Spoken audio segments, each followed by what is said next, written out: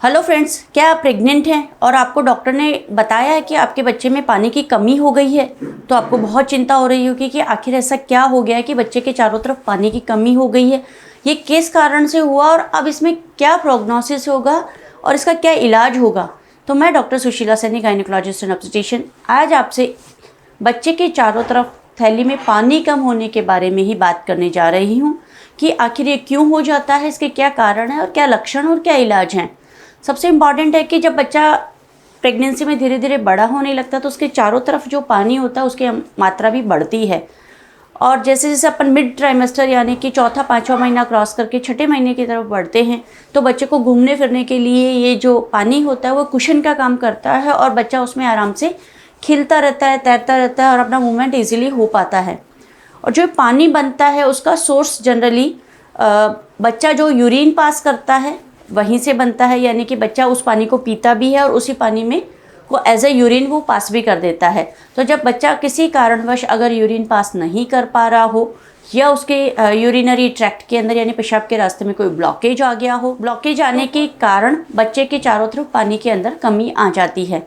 कई बार अमल नाल में कैल्सिफिकेशन हो जाता है, यानी कि अमल नाल प्रॉपर काम नहीं कर रही होती है, बच्चे को पूरा जो न्यूट्रिशन है यानी जो खून की सप्लाई होने वाली होती है जो माँ के शरीर से बच्चे के शरीर में पहुँचती है वो प्रॉपर नहीं होने के कारण बच्चे को न्यूट्रिशन नहीं मिलता और उसकी वजह से भी बच्चा यूरिन पास नहीं कर पाता, तो भी बच्चे के चारों तरफ पानी की कमी हो जाती है। इसके अलावा बाई चांस अगर आपका जो एमनियोटिक थैली है यानी कि जो लेयर है वो अगर फट गई हो, थैली में कोई छेद हो गया हो और लीकेज हो गया हो तो भी बच्चे के चारों तरफ पानी की कमी हो जाती है। तो मोटे तौर पर 2 या 3 कारण होते हैं कि बच्चे की ग्रोथ कम हो रही है, बच्चे को न्यूट्रिशन नहीं मिल पा रहा और बच्चे के पेशाब के रास्ते में अगर रुकावट है और बच्चा पेशाब नहीं कर पा रहा है तो पानी की कमी हो जाएगी। इसके अलावा अगर थैली में कोई छेद है या फट गई है तो भी पानी की कमी हो जाएगी। तो जब भी पानी की कमी होगी तो आपके पेट में हल्का फुल्का दर्द होने शुरू हो जाता है, मरोड़े आने लग जाते हैं, बच्चे की मूवमेंट कम होने लग जाती है। तो जब भी आपको ऐसा लगे तो आप तुरंत डॉक्टर को दिखाइए, डॉक्टर की सलाह लीजिए और डॉक्टर आपका क्लिनिकल एग्जामिनेशन करते हैं यानी कि चेकअप करते हैं, पेट से देखते हैं और उसके बाद में सोनोग्राफी करके देखते हैं। और जब सोनोग्राफी करते हैं तो उन्हें ये पता चलता है कि बच्चे में चारों तरफ पानी की कमी हो गई है। अगला सवाल आता है कि पानी की कमी किस कारणवश हुई है। तो जो सोनोग्राफी होती है उसी में हमें ये पता चल जाता है कि बच्चा एकदम सही है या नहीं है।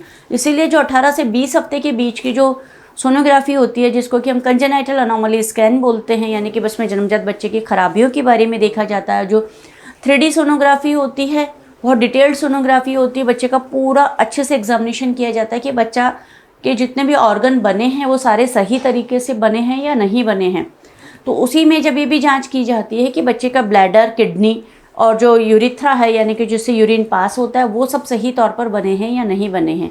लेकिन हो सकता है कि कई बार 18 से 20 हफ्ते की सोनोग्राफी में बीमारी पकड़ में नहीं आई हो, तो हो सकता है बाद में पकड़ में आए।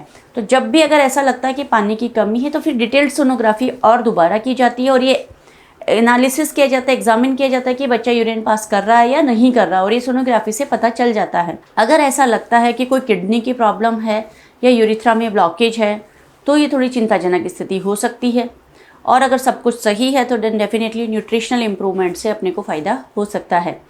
अगर ये हो कि बच्चेदानी के रास्ते से पानी लीकेज हो रहा है और थैली फट गई है तो वो भी एक इमरजेंसी सिचुएशन हो जाती है, क्योंकि अगर थैली फट गई है तो उसे रिपेयर नहीं किया जा सकता। हाँ, यदि अगर आपके महीने कम हैं, अभी डिलीवरी का तारीख बहुत दूर है, तो बेड रेस्ट करने की सलाह दी जा सकती है जिससे कि पानी का नुकसान कम से कम हो। तो ये कारण जब हमें पता लग जाता है कि बच्चे की थैली फूटी है या बच्चे में जन्मजात खराबी है या और कोई दिक्कत है, तो उसके हिसाब से ही आगे इलाज बताया जाता है। अब ये सवाल आता है कि क्या पानी पीने से ही पानी की कमी पूरी की जा सकती है क्या, या बहुत कुछ ऐसा कोई चीज़ खाने पीने से हमें इम्प्रूवमेंट मिल सकता है क्या। तो हाँ, डेफिनेटली अगर कई बार ये होता है कि माँ बहुत ज़्यादा काम में बिजी रहती है और अपना ध्यान नहीं रखती है, न्यूट्रिशन पूरा नहीं ले रही है, पानी भी नहीं पी रही होती है, तो ऐसी स्थिति में भी बच्चे के चारों तरफ पानी की कमी हो जाती है और सब कुछ सही है, यानी कि पानी की रिसाव भी नहीं है, बच्चे में कोई खराबी भी नहीं है और फिर भी पानी की कमी आ रही है, तो डेफिनेटली माँ के न्यूट्रिशनल डेफिशिएंसी की वजह से या अमल नाल में डिफेक्ट की वजह से ऐसे प्रॉब्लम आ सकती है। तो ये वाली चीज़ खाने पीने से इम्प्रूव की जा सकती है। जिसमें कि आप 3 से 4 लीटर दिन भर में पानी ज़रूर पीना होता है। बहुत लंबे समय तक आपको खड़े नहीं रहना होता, जब भी लेटे करवट लेके लेटिए, ताकि बच्चे को खून की सप्लाई बराबर होती रहे। इसके साथ ही साथ आपको पानी वाली चीज़ें भी ज़्यादा खानी होती है, जैसे कि खीरा हो गया, ककड़ी हो गई, तरबूज हो गया। इसके अलावा हरी पत्तेदार सब्जियां हो गई, जैसे कि पालक है, बथुआ है, इन सब में बहुत सारा पानी होता है। 90 to 95% तक पानी होता है, जो बहुत फ़ायदा करता है। तो ये सब बहुत न्यूट्रिशनल हेल्प भी देते हैं, साथ ही साथ पानी की मात्रा बढ़ाने की भी फ़ायदा देते हैं। तो इस तरीके से आप जैसे जैसे अपना पानी का इंटेक बढ़ाएगी, अपना रेस्ट बढ़ाएंगे, थोड़ा सा वर्किंग आवर्स कम करेंगे, तो डेफिनेटली पानी में इम्प्रूवमेंट हो सकता है।